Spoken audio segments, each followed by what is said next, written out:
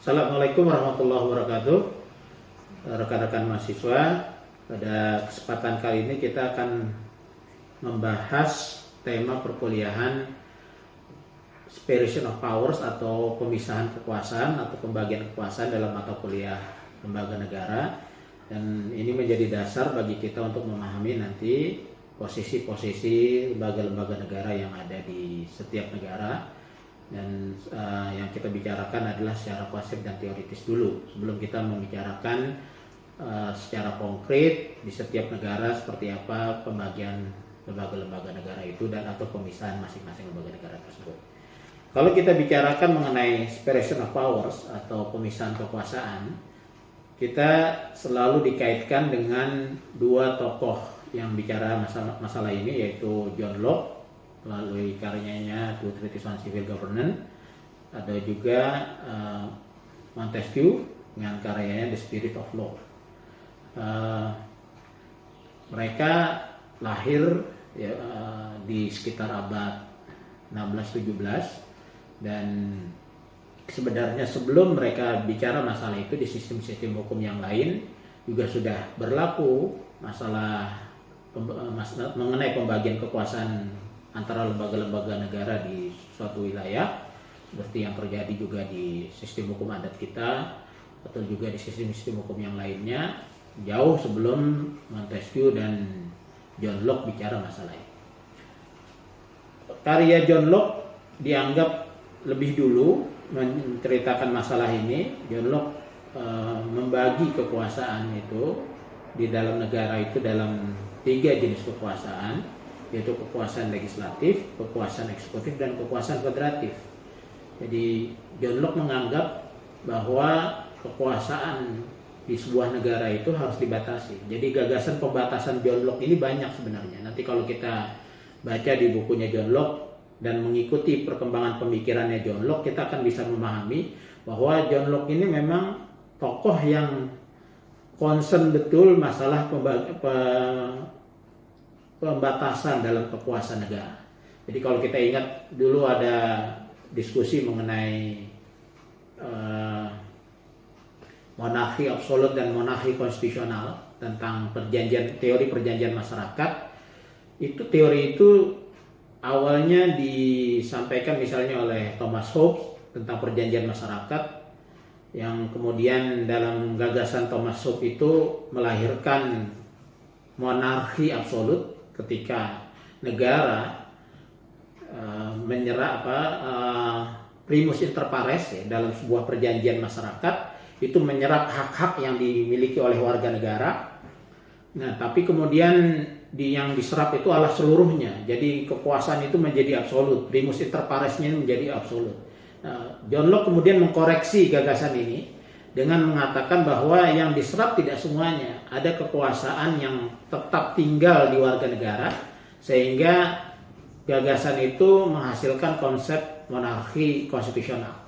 Nah, kemudian kalau kita ikuti lagi perkembangan gagasan John Locke ini, maka kita juga melihat kalaupun sudah monarki konstitusional, gitu ya, kemudian kekuasaan tersebut juga dia menginginkan tidak berada pada satu tangan. Jadi kekuasaan yang ada pada satu tangan itu menimbulkan kekacauan, menimbulkan problem dalam pengelolaan negara. Oleh karena itu John Locke memisahkan kekuasaan legislatif adalah kekuasaan pembentuk hukum. Dia mengatakan tidak ada hukum yang boleh lahir dalam suatu negara tanpa melewati lembaga ini, lembaga legislatif ini. Betapapun semua orang bersepakat tentang sebuah hukum, tapi lembaga ini harus menyetujui bahwa hukum itu harus lahir dari lembaga ini. Kemudian ada kekuasaan eksekutif, kekuasaan yang menjalankan apa yang diputuskan oleh lembaga legislatif. Jadi lembaga legislatif memutuskan hukum, memutuskan pengaturan, bagaimana hukum itu dilakukan oleh kekuasaan eksekutif. Lalu kemudian dia menyebutkan jenis satu kekuasaan lainnya, yaitu kekuasaan federatif. Kekuasaan federatif ini kekuasaan untuk berhubungan dengan luar negeri, termasuk di dalamnya menyatakan perang dan damai dan sebagainya. Di kekuasaan federatif sebenarnya John Locke juga tidak secara tegas menyebutkan bahwa kekuasaan ini adalah kekuasaan yang benar-benar harus dipisahkan dari kekuasaan eksekutif. Karena menurut dia banyak juga irisan-irisan yang tidak terhindarkan antara kekuasaan federatif dan kekuasaan eksekutif. Kalau kemudian kita pindah ke Montesquieu, Montesquieu lahir belakangan karyanya, The Spirit of Laws itu belakangan setelah karya John Locke. Montesquieu dengan latar belakangnya sebagai mantan hakim, dia kemudian sepakat dengan apa yang disampaikan oleh John Locke tentang legislatif dan eksekutif, tapi dia memperkenalkan satu jenis kekuasaan lain yang benar-benar harus mandiri, yang juga berbeda dari kekuasaan yang lainnya, tidak boleh diisi oleh orang yang sama, yaitu kekuasaan judicial, judicial power. Jadi dia membaginya adalah kekuasaan eksekutif, kekuasaan legislatif, kekuasaan judicial. Dalam perkembangannya, pembagian yang dilakukan oleh John Locke atau yang lebih fenomenal lagi apa yang dilakukan oleh Montesquieu ini digunakan di seluruh dunia. Cara membaginya digunakan. Cara membaginya eksekutif, legislatif, judicial itu digunakan di seluruh dunia. Dan saya kira ini sebuah karya besar ya, yang kalau orang bicara mengenai masalah pembagian kekuasaan atau pemisahan kekuasaan dimanapun di dunia ini, nama Montesquieu hampir selalu disebut. Jadi amal jariahnya banyak ini orang. Jadi kemudian setiap konstitusi di dunia hampir selalu menyebut kekuasaan ini. Nah, tapi yang menariknya, banyak negara yang menyebut kekuasaan eksekutif, legislatif, judicial, bahkan bukan banyak negara, seluruh negara yang menyebut kekuasaan eksekutif, legislatif, judicial, seperti pembagian yang dilakukan oleh Montesquieu, tapi tidak ada satupun sebenarnya negara yang benar-benar mengikuti apa yang disebutkan oleh Montesquieu. Benar-benar membagi secara tegas antara tiga kekuasaan itu, tidak boleh diisi oleh orang yang sama, jadi harus berbeda, dan kekuasaan itu benar-benar tegas pembagiannya. Nah, ini tidak ada yang melakukan itu. Bahkan ada beberapa orang yang mengatakan konsep pemisahan kekuasaan Montesquieu, ahli yang menyebutkan, dianggap terlalu teoritis, ya, sehingga memerlukan berbagai penyempurnaan dalam prakteknya. Dan memang tidak ada satupun negara di dunia, bahkan yang paling trias politika, kalau kita menyebut Amerika Serikat negara yang paling trias politika, negara ini tidak menggunakan apa yang dikatakan Montesquieu. Bahkan sebagian ahli mengatakan ide Montesquieu itu tidak realistis dan jauh dari kenyataan. Itu kita bisa lihat dari banyak sumber, nanti kita bisa sebutkan beberapa sumber yang mengatakan hal demikian. Nah, oleh karena itu kita melihat dalam prakteknya kekuasaan ini, pembagian kekuasaan eksekutif, legislatif, judicial ini dimaknai dengan cara yang berbeda masing-masing negara. Jadi misalnya Amerika Serikat itu menyebut separation of powers, itu pembagian kekuasaan antara tiga lembaga itu, yang penting menurut mereka orang-orang Amerika Serikat itu pertama adalah membership-nya berbeda. Jadi kalau di Amerika, kalau kita bicara soal pemisahan kekuasaan eksekutif, legislatif, judicial, maka orang yang duduk di satu kekuasaan tidak akan duduk di kekuasaan lainnya. Jadi Presiden Amerika dan para menteri-menterinya itu bukanlah atau tidak mungkin atau tidak boleh menjadi anggota legislatif, apalagi ada di judicial power, di kekuasaan kehakiman. Jadi semuanya berbeda. Nah, tapi kalau kita bicara Amerika, tentu kita berbeda lagi bicara negara lainnya. Kalau di Inggris, anggota parlemen, menteri-menteri adalah anggota parlemen. Tapi di sistem separation of power di Amerika yang dipadu dengan sistem pemerintahan presidensial, membership-nya benar-benar tegas. Tidak ada orang yang di kekuasaan kehakiman menjadi anggota legislatif, tidak ada yang menjadi anggota legislatif yang kemudian ada di eksekutif, dan sebaliknya semuanya. Jadi pertama soal membership. Yang kedua, orang Amerika menyebutnya cara milihnya. Semua kekuasaan yang ada itu, 3 kekuasaan itu, eksekutif, legislatif, judicial, dipilih masing-masing dengan cara yang berbeda. Ya, Presiden Amerika dipilih dengan cara pemilu, tapi pemilunya dengan pemilu yang tidak langsung, ada electoral college, jadi ada para rakyat hanya memilih para pemilih, ya, elektor, dan elektor itu yang kemudian melahirkan presiden. Jadi cara milihnya presiden ya begitu. Jadi pemilihan langsung di Amerika itu berbeda dengan pemilihan langsung seperti di Indonesia. Tingkat demokrasinya katanya lebih maju yang ada di Indonesia. Tapi orang Amerika tidak percaya suara rakyat secara langsung.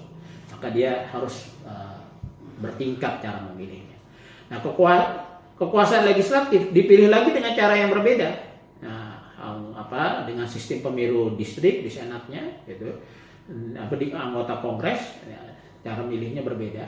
Dan cara milih hakim juga berbeda. Hakim dinominasikan oleh presiden Amerika, kemudian di advice and consent sama senat, di lembaga judicialnya, lembaga legislatifnya, baru hakim terpilih. Jadi melalui kedua lembaga ini. Jadi yang kedua, ciri separation of power di Amerika selain membershipnya terpisah berbeda, yang kedua adalah soal metode pemilihannya, method of selectionnya itu berbeda, ya, ketiga lembaga ini. Yang ketiga yang Amerika terjemahkan sebagai separation of powers adalah masa jabatan.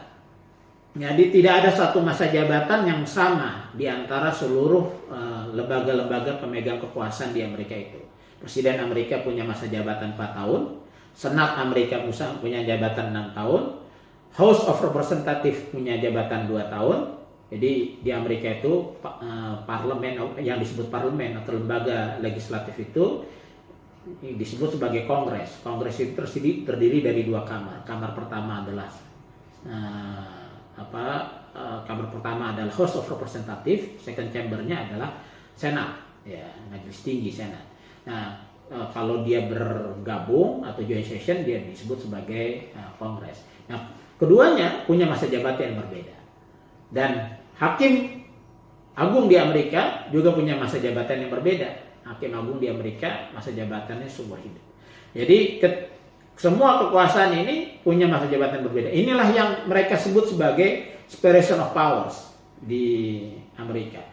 Nah, yang penting separation of powers itu adalah tidak ada orang yang ada di satu kekuasaan, ya, dalam waktu yang sama berada pada dua jenis institusi yang berbeda.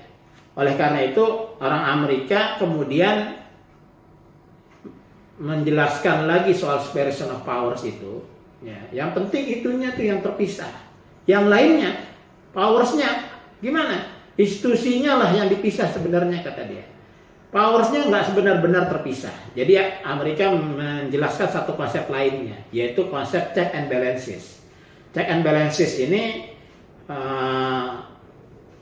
bahwa ketika sudah kekuasaan itu dipisah-pisah, nah kemudian pikiran para ahli tata negara dan ahli politik adalah bagaimana caranya untuk mengontrol masing-masing kekuasaan yang terpisah itu.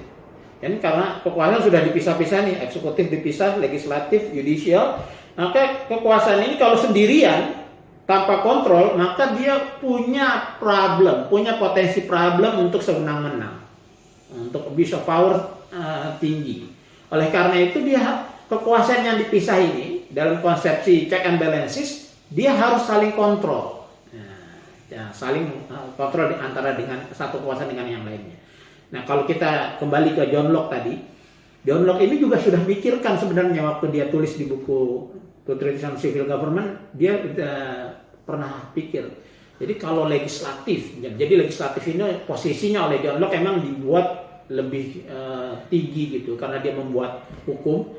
Nah, tapi John Locke mikir, mungkin nggak orang bikin hukumnya itu menguntungkan satu kelompok dan merugikan kelompok yang lain.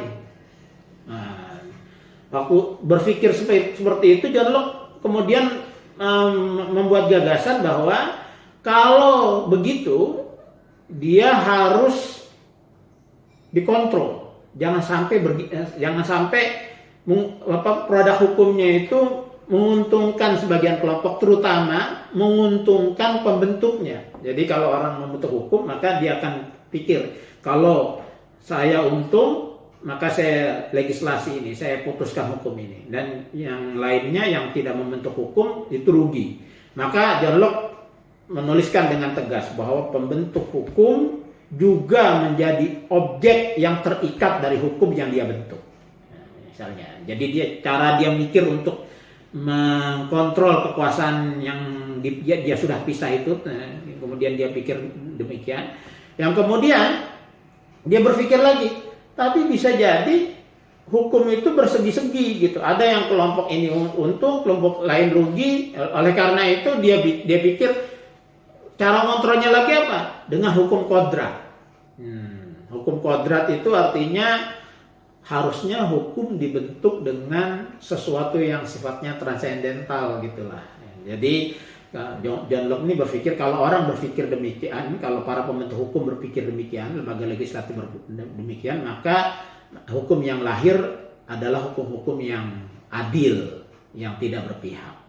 Nah, seiring dengan cara berpikir ingin mengontrol itu, check and balances juga relevan ada di situ. Jadi check and balances ingin mengontrol kekuasaan itu. Jadi udah setelah dipisah, dia harus dikontrol. Nah, cara kontrolnya seperti apa? Nah, kalau dalam konsep check and balances, cara mengontrolnya adalah dengan memberikan sedikit kekuasaan. Ya, jadi kekuasaan itu kan udah dibagi. Nah, masing-masing ada tuh jenis kekuasaannya. Misalnya kekuasaan legislatif bentuk undang-undang, kekuasaan eksekutif dia menjalankan undang-undang. Terus kekuasaan yudisial menginterpretasi hukum dan mengadili. Nah, berbagai jenis kekuasaan yang ada di dalam kekuasaan-kekuasaan itu, ya, yang aslinya mereka miliki, demi untuk mengontrol, dia berikan kekuasaan itu sedikit ke lembaga negara lainnya. Ya, jadi demi itu dia berikan sedikit. Nah, gagasan ini misalnya menyebutkan bahwa kekuasaan itu sejajar, tidak ada yang lebih tinggi, semuanya sejajar. Satu kekuasaan dengan berbagai jenis kewenangan yang ada di dalamnya, dia berikan sedikit ke kekuasaan lainnya. Misalnya kita mau kasih contoh, misalnya kekuasaan legislatif. Misalnya kekuasaan legislatif itu kan membentuk undang-undang, legislasi kekuasaan. Nah, kekuasaan membentuk undang-undang atau kekuasaan legislasi ini itu murni ada di Amerika itu, misalnya contohnya di Amerika, karena Amerika yang menggagas check and balances dalam separation of powers, dia sebutkan bahwa memang kalau bikin undang-undang itu urusan Kongres, maka Presiden Amerika itu nggak bikin undang-undang dia. Di Amerika nggak seperti di Indonesia, Presiden ikut bersama membahas rancangan undang-undang. Kalau di Amerika itu urusan Kongres. Presiden cuman dia pidato aja setiap tahun, State of Union Address, dia mau undang-undang ini, tapi yang bahas sebenarnya bukan presiden nggak ikutan bahas. Jadi presiden semua itu urusan Kongres, karena legislasi berdasarkan separation of powers adalah di kekuasaan adanya di lembaga legislatif. Nah, tapi dalam rangka check and balances, kekuasaan legislasi yang besar itu diberikan sedikit kepada Presiden Amerika. Sedikitnya seperti apa? Presiden Amerika misalnya bisa memberikan veto ya, terhadap pembahasan rancangan undang-undang. Jadi rancangan undang-undang yang dibahas oleh Kongres sebelum diundangkan, sebelum mengikat seluruh warga negara, maka Presiden Amerika berhak memveto. Jadi veto itu menolak untuk diundangkan peraturan tersebut. Jadi Presiden Amerika. Nah, tapi menariknya orang Amerika ingin konsisten, walaupun ada kekuasaan pada Presiden Amerika untuk veto, tapi orang Amerika bilang harus konsisten. Kekuasaan legislasi itu tetap ada di Kongres, nggak boleh pindah dengan adanya veto. Nah, maka dia rumuskan lagi.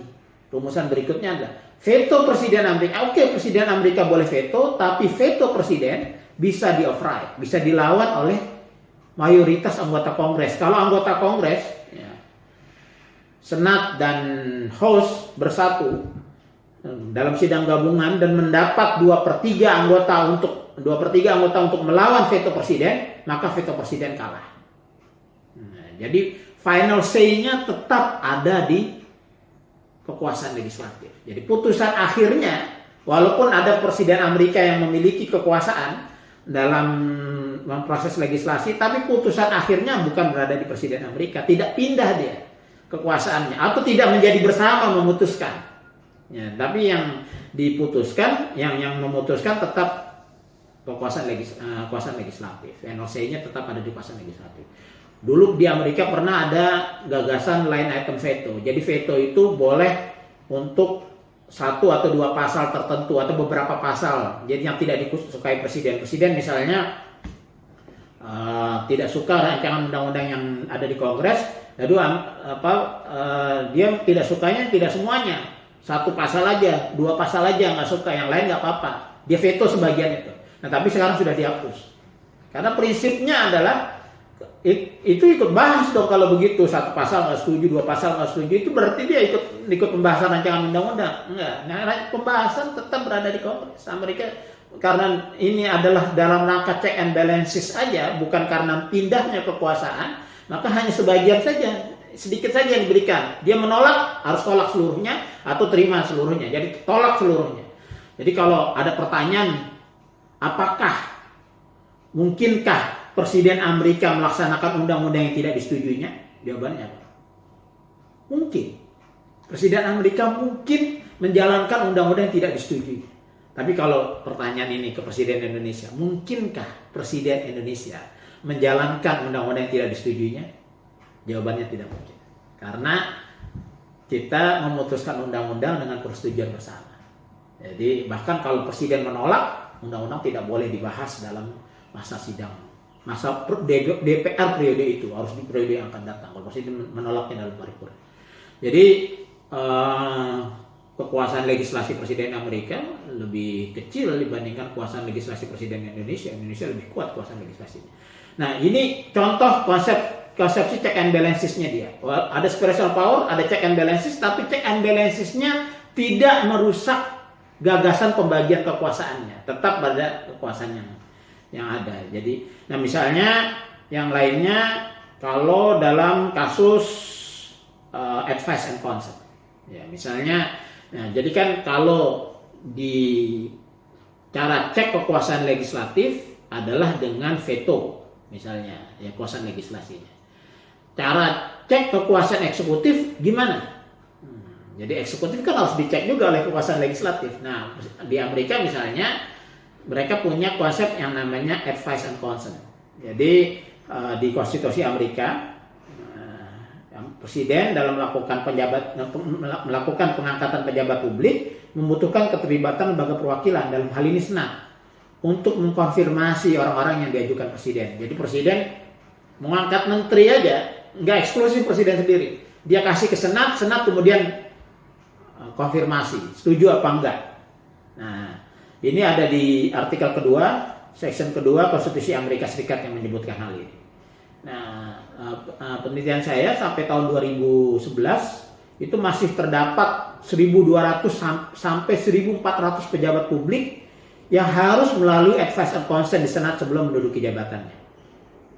Jadi untuk duduk di jabatannya dia harus ke Senat dulu. Jadi semua pejabat publik. Jadi bukan 1-2 nih. 1.200 sampai 1.400 pejabat publik. Baru tahun 2011 ini diundangkan satu undang-undang di Amerika Serikat yang membebaskan sekitar 165 pejabat publik dari mekanisme advice and consent. Nah, jadi dia bebaskan itu. Jadi biasa di Amerika itu mengangkat pejabat publik harus lewat lembaga legislatif dulu. Nah ini dalam rangka menjalankan konsep check and balances. Begitu juga kalau kita kaitkan dengan kekuasaan judicial, ya kekuasaan judicial power itu, apakah judicial power bisa juga melakukan checks terhadap kekuasaan yang lainnya? Bisa. Misalnya kekuasaan judicial bisa melakukan cek terhadap produk legislasi. Ya, jadi ini kan legislasi kekuasaan mana tadi? legislasi adalah kuasa legislatif, membentuk undang-undang. Nah, kekuasaan judicial bisa melakukan kontrol terhadap kekuasaan ini, kekuasaan legislatif, dengan cara apa? Dengan cara declare unconstitutional produknya legislatif. Jadi dia mekanismenya kita kenal dengan nama judicial review. Jadi judicial review itu menyatakan ya nanti ya kekuasaan legislatif, kekuasaan judicial bisa punya kekuasaan untuk membatalkan atau mengkoreksi undang-undang yang diputuskan oleh kekuasaan legislatif. Ya, jadi itu koreksinya. Nah, kekuasaan judicial sendiri bisa juga dikontrol. Ya, caranya seperti apa? Dalam rangka pengangkatan hakimnya. Nah, ini menariknya ini. Di kekuasaan judicial, kontrolnya itu bukan pada produk. Nah, jadi kalau di kekuasaan legislatif, produknya yang dikontrol. Ya, produknya undang-undang yang dikontrol. Dalam kekuasaan judicial bukan produknya yang dikontrol, karena kalau produknya itu dia harusnya mandiri, ya, bebas dari intervensi. Ya, jadi namanya produk kekuasaan kehakiman harusnya bebas dari intervensi. Nah, maka bukan produknya, tapi pengangkatan hakimnya. Hakimnya juga bisa impeachment terhadap hakimnya. Itu dikontrol dalam rangka pelaksanaan mekanisme check and balances. Oleh karena itu kita melihat kekuasaan ini yang dibangun dalam segitiga ini, ya, eksekutif, legislatif, judicial. Ketiganya juga bisa gambar segitiga itu adalah bermakna juga saling kontrolnya kekuasaan ini ketiganya. Jadi ini desain check and separation of power plus check and balances di sistem ketatanegaraan Amerika Serikat. Ya, desain ini terjadi karena proses yang panjang juga, nggak semuanya kita bisa lihat di konstitusi Amerika, menariknya. Jadi ada orang bilang, wah, desain check and balance, separation of power sama check and balance Amerika sudah digagas sejak Federalist Paper diperdebatkan gitu ya. Awal-awal gagasan itu diperdebatkan di pembentuk konstitusi Amerika, enggak juga. Karena ini proses mereka bernegara, akhirnya mereka temukan itu. Kalau kita cari judicial review di konstitusi Amerika, kita nggak temukan itu, nggak ada judicial review. Padahal itu salah satu pilar dari check and balances dalam konstitusi, dalam sistem ketatanegaraan Amerika. Baru belakangan ada itu. Kalau nanti kita bicarakan itu kasus Madison versus Marbury yang melahirkan konsep judicial review dalam sistem kekuasaan kehakiman di Amerika Serikat. Nah, itu baru lahir belakangan, dan kekuasaan itu dianggap sebagai judicial interpretation yang kemudian diserap sebagai konvensi ketatanegaraan di Amerika Serikat sehingga dipakai, dan inilah yang membentuk konsep check and balances di sistem ketatanegaraan Amerika Serikat. Kita nanti mungkin dalam kuliah-kuliah berikutnya kita akan bicarakan dengan konsep ini, separation of power, check and balances, dan implementasinya itu dalam lembaga-lembaga negara yang ada di Indonesia. Tapi awal gagasan ini kira-kira apa yang telah saya sampaikan dalam slide dan apa yang saya sampaikan dalam kuliah saya seperti yang saya sampaikan tadi. Oleh karena itu mudah-mudahan kita bisa menangkapnya dengan baik, dan apa yang kita ketahui dari konsep ini mudah-mudahan bisa kita implementasikan dalam kita menganalisis berbagai fenomena ketatanegaraan yang ada di berbagai negara dunia, khususnya di Indonesia. Dan saya menyertakan beberapa buah literatur yang Anda bisa perkaya. Jadi saya harap tidak hanya terbatas apa yang disampaikan lewat slide dan apa yang disampaikan lewat perkuliahan, tapi para mahasiswa bisa membacanya lebih dalam dari literatur-literatur yang disampaikan. Silakan dibaca, mudah-mudahan bermanfaat. Assalamualaikum warahmatullahi wabarakatuh.